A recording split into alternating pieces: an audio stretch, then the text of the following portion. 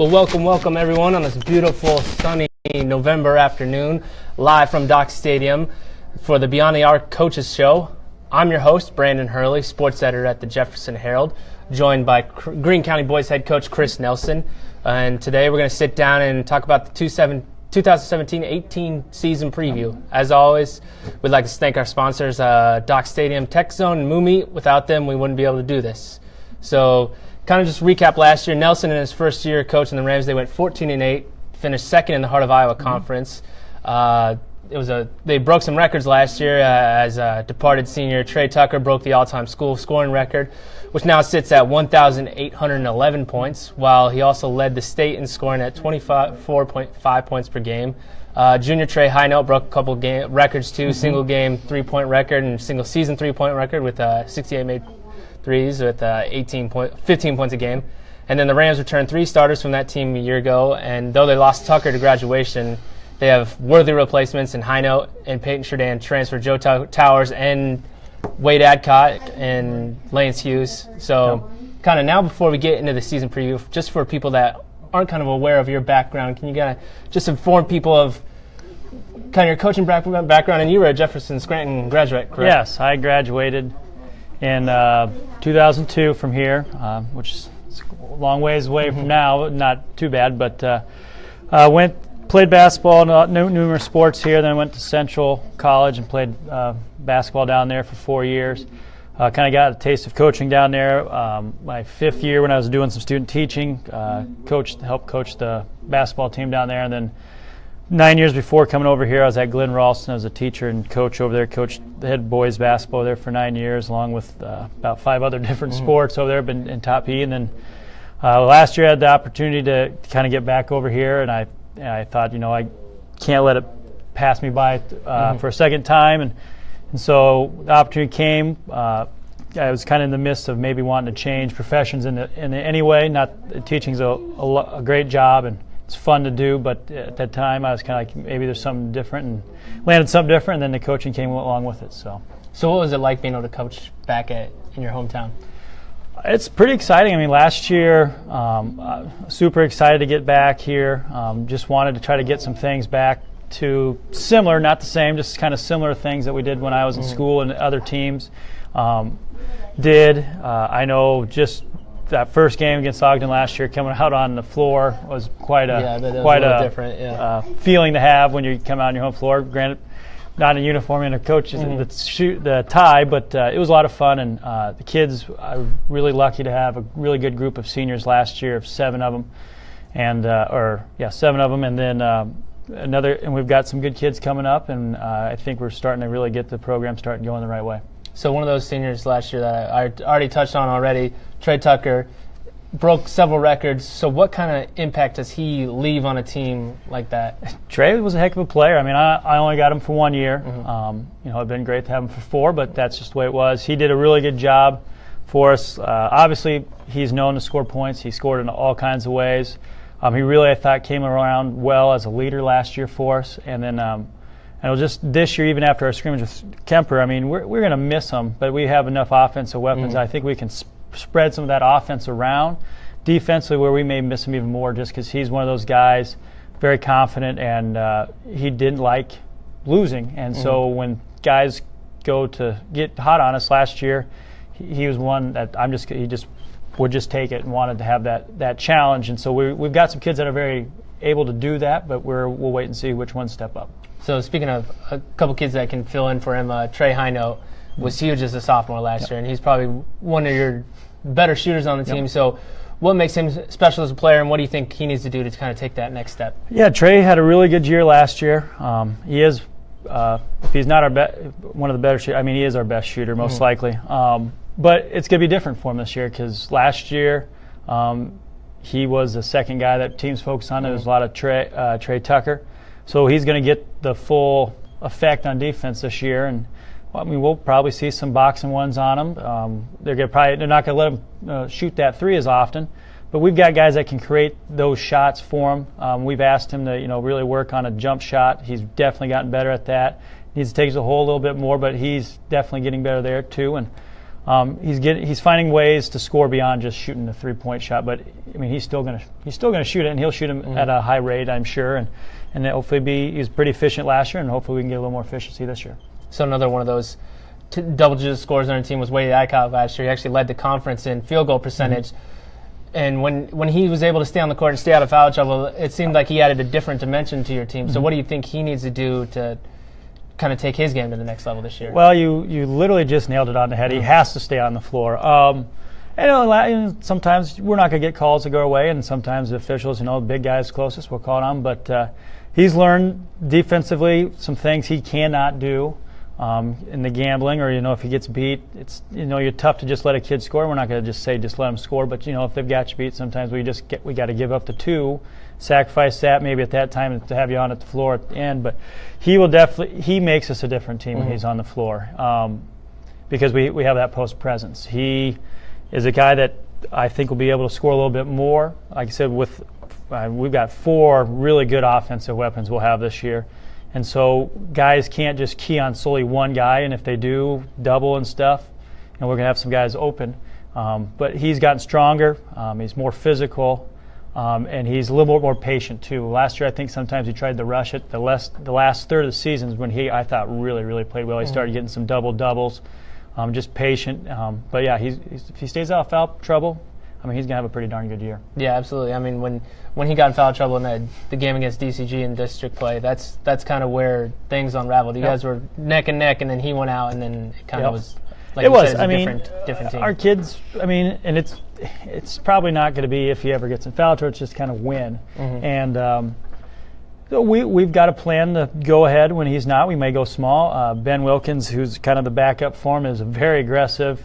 He's not quite maybe the offensive guy that Wade is, but man, he crashes the boards. He plays his role so well, and he's done really well in practicing in our Hell of Pride scrimmage over at Kemper. So we've got some different options. If Wade happens to be off, we're not going to try to just not get the ball to paint. So we're still going to get it there. It's just going to be probably a different direction. So you guys got Peyton Sheridan transfer Joe Towers added into your lineup. That's a guy that was averaged 16 points last year. So what does he bring to your team this year? Well, he brings us some more offense. Yeah. And he brings a lot of experience. Joe's played since he was a freshman up there. I actually coached against him for 2 years when he was his freshman and sophomore year, so I know what Joe can do, and obviously he has gotten better. His role obviously is going to be different than it was up there to here. He's not going to be relied on to have to bring the ball up every time. He certainly can, and really we won't necessarily have a per se point guard. Whatever guard gets it, we're looking to run. But he brings a little bit of toughness with the guard play, a little bit bigger guard for us, so he can get inside. He can do some posting up if we have some mismatches. And physically on defense, he does a good job, and he can play those bigger guards that maybe last year we kind of struggled with. So another one of your returning starters this year is Lance Hughes, probably one of your more athletic guys on the team, and he can do a little bit of everything. Yep. So what does he bring to your team, and where do you see his game going this year? Lance is a competitor. He doesn't like losing. Sometimes he doesn't necessarily handle it the best, but he's gotten much better. He is another kid that's playing with a lot of confidence right now. He's an attacker. He wants to get to the hoop or to the lane. He's really done a nice job of developing a jump shot. He's got that jump shot to go along with his floater. When he's got his feet set, he's not a bad three-point shooter. It's not his number one shot, but he can create a lot of havoc on defenses by just getting to the lane, which he is very apt to doing. So kind of one of the bigger noteworthy points coming into the season is your guys has dropped down to Class 2A. And though it's down a class, it's not necessarily easier because there's still a lot of tradition-rich programs in 2A. You got Western Christian, you got Kemper, you got Pella Christian, you got Van Meter who's on the rise. Yep.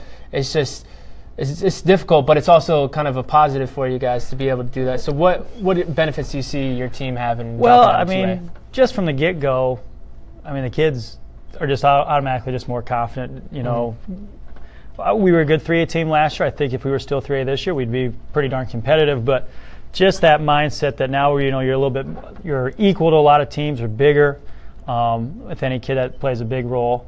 But we still have to go out, execute our plays, put the ball in the hoop, and stop teams from doing that. And I think we have a nice advantage just because we have depth. We could easily play 8 to 10, maybe depending on the situation, maybe even 11 guys if we have to, and really not have a major, drop off or anything. And that's where I think the difference between 2A and 3A is that depth. Like, teams are still going to have good starting fives and another guy, but then if you have to get a little bit more into the bench, do teams have as much? Are they as athletic? Is there that big drop off? And I think that's the difference. But there's still a lot of good teams in Western Iowa that I would assume we'll run into at tournament time. And obviously Kemper is the team, in my mind, is still the team to beat over here in 2A in Western side of the state of Iowa, just because they haven't been beat. They go down there every year, so they're very good, and they're a different team, and we played them pretty well over there a couple Saturdays ago, and really we had our chances to win. But there's some other teams that are, Alto really is another good team over there that's got a lot of guys back. Like our conference, there's a lot of teams that have got numerous guys back, so it's not just tournament time, we're going to get a cakewalk to the state tournament, but it could be a little bit different instead of having to run into maybe a couple bigger schools. Yeah, absolutely. And so maybe for people that weren't familiar with the team last year, didn't make it out to games, you're an offensive-oriented team. You guys like to run. You guys like to shoot a lot of threes, led the conference and made threes last year. So kind of what's your mantra for your offense for your team when practicing in games? Well, honestly, we talk a ton more about defense than we do offense because we do have weapons. But offensively, we want to push the ball, and we want to get it and go. And this year I think we'll be even a little bit faster than we were last year just because we got more ball handlers to go around. Like I said, we don't necessarily have that key or that per se point guard unless we've got a play we want run for sure, but else it's get it and we're going. And we're still good at the same philosophy last year. We want to push it. We want to get the ball to the paint, either post touches, driving it, or off cuts, and then that's how I think that really opens up our three-point shooting. It does for any team, but when we do it that way, we were a lot more efficient when we shoot our three-pointers. And you mentioned that defense. That was kind of a sore spot some games last year. It was. So what do you think you need to do to improve on defense and kind of shut Well, down? we started the year last year pretty well on defense, and we had a lot of work going into last year. We knew that, and the kids have really started to buy into it. We still have our moments where we're very offensive-minded thinking, which most high school kids are. But we've having a year of already going over a lot of our stuff. We are more accustomed to what we want to do. You saw it in the summertime, kids were in better position, in the right position, even though we may not have been quite where we're supposed to be. We were there. Like the summer before my first summer, we weren't even remotely close to where we were supposed to be at. So we'll still play half-court man, and we're going to put pressure on people like we did last year, but we'll do a little bit more pressing this year too, with mix up a few zones and zone three-quarter presses and try to trap and use our athletic ability, especially if we do get in that with our big guys in foul trouble. So we've talked a lot about the depth of your roster, and right now you could probably lock in 4 guys off the top of your head, at least at the top of my head as starters: Wade, High Note, Towers, and Hughes. But who do you think is going to be that 5th starter come tomorrow night? Well, tomorrow night Jordan Patterson will be our 5th starter. He's put a lot of time in for us this summer, and he played a little bit of varsity last year, but this summer he's really been a lot more confident. He's that 5th guy that's going to fill a role really well because not necessarily need offense. He can make some shots. He's more of a slasher, rebounds really well for being about 5'10", 5'11", jumps well. He's real athletic. But he hasn't had a lot of experience in the varsity game, but he has some. So he'll get his feet a little bit more wet tomorrow night. But he's played really well for us up to this point, and I don't expect anything. We told him last year, you're 5'11", you're kind of our stretch 4, and we kind of want you to play at 6'3", which is a lot to ask him. But he's very athletic, and he can make it seem like he's a little bit taller than what he is. So that bench, who are some guys that you're looking at to make a big impact this year off the bench? Like I said, I mentioned Ben Wilkins already. Gives us a nice physical, really aggressive presence. And 2 guards that'll get a lot of playing time will be Ben Brevard and Carter Morton. Both are very similar builds. Ben maybe a little bit better jump shooter. Carter's a little bit more athletic probably, but they both just fly around on defense and hustle like crazy. So they bring, I know like when we played over Saturday, they brought a lot of energy off the bench for us. Carter shot well. Ben did some nice things, and they both are very capable of knocking down big shots for us. They're not afraid to shoot them when they're open. But there'll be 2 guys that'll definitely play a lot. And then Xavier Hayes, another sophomore, kind of more of a wing, has opportunities. He's practiced well. And then a couple other seniors, Logan Lawson and Kyle Peters, have done a nice job in practice. And depending on certain situations and game management and stuff, they are very able to have chances to come in and play too. So speaking of that depth, what benefit does that have on your team, that be able to go that deep with so many guys? I think one of the biggest benefits for us comes in practice. We have competitive practices all night. I know last year when we didn't have quite the depth, sometimes practices, when you put the starters against the next couple guys, it works for a while, then they obviously wear. But now, there's not a big difference between the two, first 5 and the next 5 or 6 or whatever. There is some difference, obviously, but it really makes competitive practices, and plus it kind of makes guys really be responsible and do what they're supposed to do, because if they're not, we have options to put in. It may not be quite the same, but when you look at our team up and down defensively, we don't have this guy has to be out there for defense. They're all out of very similar guys defensively, and that's, if you want to play, you got to do it in practice, and we've got a lot of guys practicing pretty well right now. Yeah, that definitely sounds like it would help your team out a lot. So looking towards the schedule this year, though you guys dropped down to 2A, you're still in obviously a tough basketball conference. You still got 3A and 2A teams sprinkled throughout the schedule. South Hamilton, though they lose Colin Hill, one of the best scorers in the conference, best all-around players, they still return quite a bit. And if you look through the top scorers in the conference, only 2 guys were seniors, Trey Tucker and Colin Hill. The rest, the next 8 guys were underclassmen. Right. So what's kind of your outlook on the conference this year, and who do you think comes out as a favorite? Our conference, it was a nice conference last year, but I personally think it's going to be tougher this year, just because a lot of teams have a lot of guys back. To me, Southampton's still the favorite. They went to state last year. Obviously, losing Colin is a big hit for them, because they don't have something to replace that, because he's 6'5" wing. They can play guard and play. But they've got 5, 6 guys that played a lot last year. They're very confident. They've got really nice guards up there. They've got some physical guys down low, so they are playing at a very high, confident rate. So to me, we've shown that we can beat them. We beat them last year up their place, but I know that's something they've probably got in the back of their minds when we go up there. But they're, to me, probably the favorite. But then after that, I think we should be right there in the mix. PCM has got a lot of guys back. Their top, I think, 3 scorers are back. They lost 1 senior, really, and then the rest are all back, and they've got a nice team. Really do a good job of playing their game, stay disciplined. Nevada, a team that, if any, may concern me the most, just because they've got size a lot. They're strong defensively too. They play one of the few teams that play a zone the majority of the time, which shouldn't bother us. We can shoot the 3, but they have length that put with that zone, so it makes it a little bit tougher and it stretches us out. But we've got to attack that better. But they've got some nice size, and they got 2 good guards back too.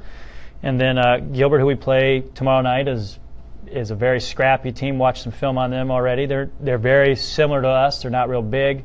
They're going to push the ball, get after it. And then North Polk, who we get the nice pleasure of playing at Wells Fargo, which would be a cool experience, is got their best 2 guys back, plus some other younger guys. So our conference and Roland Story too has got 4 of their 5, 6 guys back. So it's going to be a tough one, up and down the lineup, and every night we need to show up and play, or we won't win games. Yeah, it's kind of just like last year. There was a lot of really competitive games last year. Even though you went 13-3 in conference, it was a battle night in and night out. And so, like you said, you guys probably will be one of the favorites again this year. And with that being said, what do you think you guys need to do to kind of get that title? Well, we've got to get stops defensively.